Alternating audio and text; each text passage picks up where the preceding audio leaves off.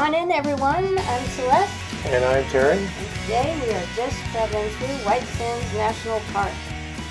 White Sands is a remarkable and unique landscape known for its vast expanses of bright white sand dunes. It's a big park. It covers approximately 145,762 acres, which is about 227 square miles of desert, and it is unique as the largest gypsum dune field in the world. Where is White Sands located? It is physically located in the southern part of New Mexico, due south of Albuquerque. It's about 224 miles south of Albuquerque and takes about 3.5 hours to get there. And 95 miles from El Paso, about an hour and a half of driving. We drove to the park from Albuquerque. Yes, we did. Long drive, lots of desert. There were large stretches where we didn't see anybody for a very long time and we had no cell phone service. This car was the first one we had seen in over an hour. We made one interesting stop on the way to Alamogordo, and we're saving that till the end because we know you want to hear more about White Sands. So Alamogordo is the closest town to White Sands. Yeah, it's kind of hard to miss. It's the only town for miles around, and it's 12 miles more to get to White Sands National Park.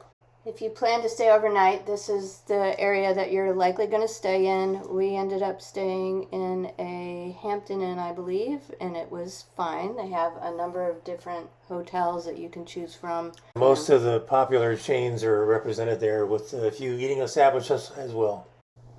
Getting to White Sands from Alamogordo is pretty simple. You just head down Route 70, and the turnoff is right off of the highway. 12 miles from the town. In the entrance, you'll find the visitor center, which will allow you to get maps and other information. Yep, if you don't have your passes, you're going to have to pay. We are using our national senior pass as usual. You don't need reservations or anything like that. They do charge by the carload. It's $25 per carload, and this includes everyone in the car, $20 for motorcycle, and $15 if you're coming in by bicycle or on foot.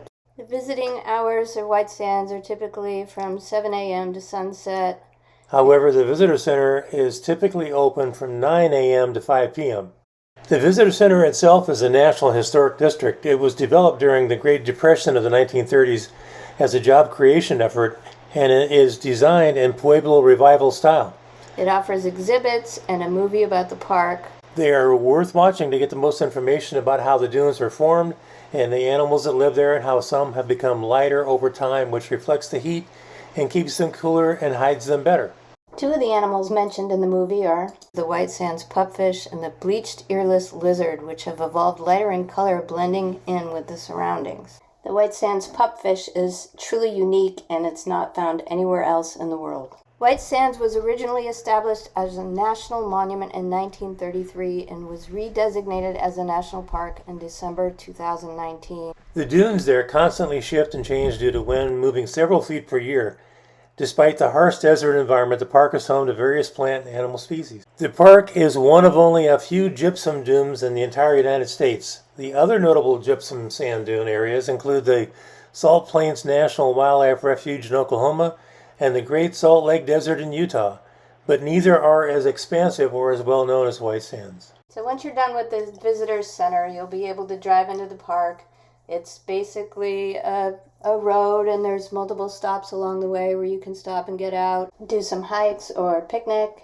But one thing to be aware of is that the park may sometimes close because they have missile testing going on. What do you know about the missile base, Terry? Well, the missile base is very large and was one of the first areas where they started testing anti-aircraft and anti-emplacement missiles. So since White Sands is adjacent where that testing takes place, you can imagine why there must be closings from time to time. They do say in the brochure that it can close a few times a week for missile testing for a few hours each time. When we were there, they actually closed most of the park due to an incident that had occurred, and they weren't sure when it was going to open again. We were only able to see one of the first stops within the park. We were able to stop at the Dune Life Nature Trail. You can see here that parking, there wasn't a ton of parking, but it was reasonable. We were there in May. The signs warn you that you need to have your own water. It's really important that you bring your own water. Yeah, there's no services there at all. No bathrooms, no anything. Yeah, but the water, it gets so hot out. Once you climb up into the dune, the temperature rises drastically. We knew right away that we should have gotten there much earlier in the day, but we spent the morning driving down. As you get closer to the sand dunes, The reflectivity of the white sands makes it even hotter. And this is probably a good place to mention you need to have good shoes on. The sand is very fine. It's difficult to walk in.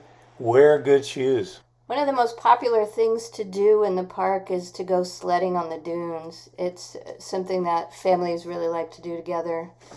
Yeah, you can either bring your own sled or you can purchase or rent plastic sleds at the visitor center. Two popular areas are the Roadrunner picnic area and Alkali Flat Trailhead for sledding. You can look at the NPS website for more info. The gypsum sand is very, very fine, as we mentioned previously, and it's smoother than your typical beach sand, which makes for a fun and unique sledding experience. If you are interested, there are ranger programs available at the visitor center.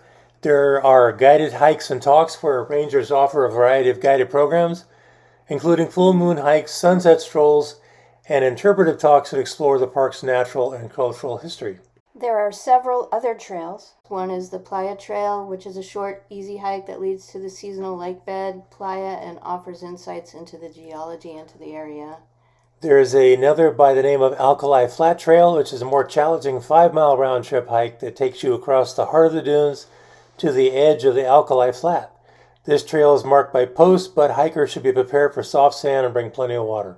And then there's the Inner Dune Boardwalk, which is wheelchair accessible. So if you're somebody that needs accessibility, this is the place to go. It's just a short area that provides a view of the dunes. And check out these cool picnic areas. One thing we mentioned earlier was that there was an interesting place we stopped along the way. We were looking for a stop, and the billboard started showing us a strange-looking pistachio.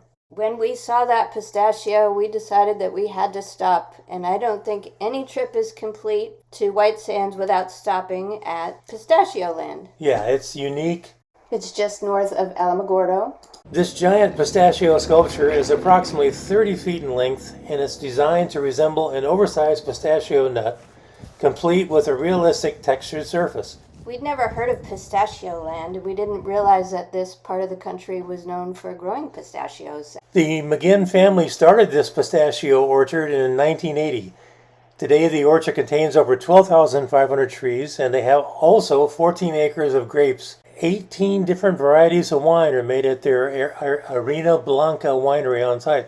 And the store was full of all kinds of gifts.